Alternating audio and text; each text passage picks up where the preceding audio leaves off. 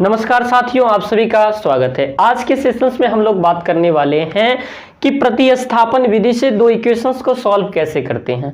पिछले video lectures में हमने तुलनात्मक विधि से संपन्न किया, पूरी को सॉल्व किया था।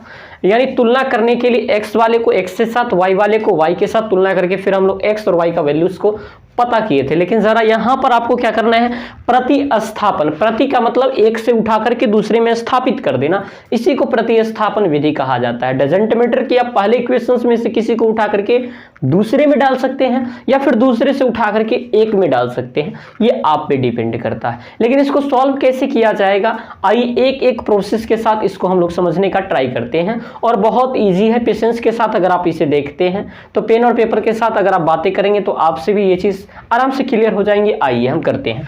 यहाँ पे देखिए ये और ये इक्वेशंस आपके पास दिया हुआ है, प्रतिस्थापन करना है तो एक में से हम किसी एक चीज को निकाल करके दूसरे में प्रतिस्थापित कर देंगे।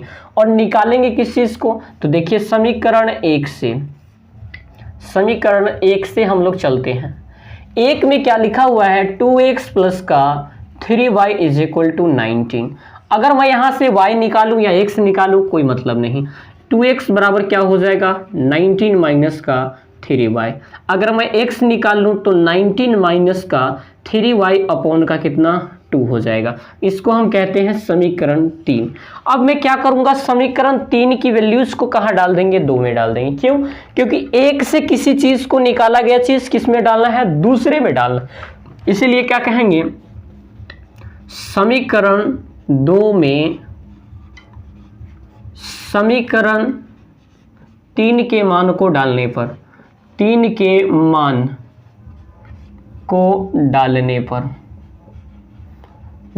पर हम क्या पाते हैं, व्हेन वी गेट। अब यहां पे हम क्या पाएंगे, when we put the value of x is equal to 19 minus 3y upon 2 in the equations of second, that we get. हम क्या पाते हैं कि 3 है और x है प्लस का 4 है, y है इज इक्वल टू 26 है। मेरे मित्र यहाँ पे x की वैल्यू ये दिया हुआ है तो x के जगह पे आप डाल दीजिए, 3 का 3 रखा और x के जगह पर रखा 19 माइनस का 3y और बटे का कितना 2, अब प्लस का कितना 4y और इज इक्वल टू कितना 26। अब नीचे कुछ नहीं है तो 1 है। अब बताओ 3 से इस वाले कोष्ट में ऊपर को क्या कर देना है, मल्टीप्लाई। 19 का 3 से मल्टीप्लाई कर देंगे, कितना हो जाएगा 19 दूना 38, 19 तिया 57। ठीक है, 3 को फिर 3 से गुणा करेंगे तो 9y और बटे में कितना 2 और फिर कितना 4y बटे का 1 और फिर कितना 26। इसके बाद यहाँ पे हम आने की कोशिश करें तो यहाँ से 2 और 1 का एलसीएम कितना होगा 2 हो जाएगा। 2 से 2 में डिवाइड 1 टाइम और 1 टाइम से पूरे को गुना करेंगे, 57 माइनस का 9y और प्लस का कितना हो जाएगा, 1 से देंगे भाग 2 में तो 2 हुआ, 2 से 4 को गुना करेंगे 8y हो गया, यानी प्लस का 8y हो गया। और यहाँ नीचे में कितना आ गया 26 आ गया। यहाँ तक किसी प्रकार की कोई समस्या नहीं होंगी। फिर क्रॉस मल्टीप्लिकेशन 226 के गुना करेंगे, यहाँ पे तो 57 माइनस का y, 8 9y में से 8y गया तो 1 y बच गया और 26 के दूसरे गुना करेंगे तो 26 दूना 52।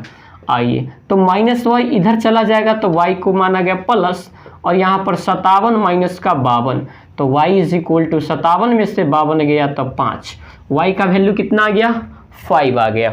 फिर y के वैल्यू 5 आ गया तो x में वैल्यू डाल दीजिए। इसीलिए समीकरण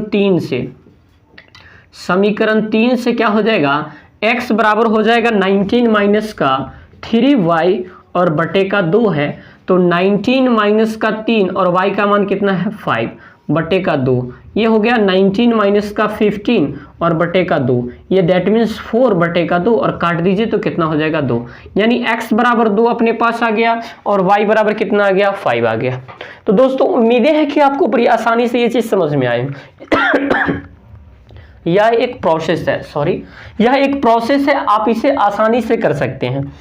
इसमें से x की मान को निकालिए, y की मान को निकालिए, आंसर वही आएगा। मैंने x को निकाला, ऐसा नहीं कि सिर्फ आप x ही निकाल सकते हैं, y भी निकाल सकते हैं, लेकिन जो x निकाले हैं उसके अपोजिट इक्वेशंस में डालिए। ये 1 से निकाले हैं, हमने 2 में डाल दिया, x का मान जो भी डाला इसको कैलकुलेशन कीजिएगा, y यहाँ निकला, फिर y का वैल्यू इसी x में डाल दीजिएगा तो फिर x का मान निकल जाएगा।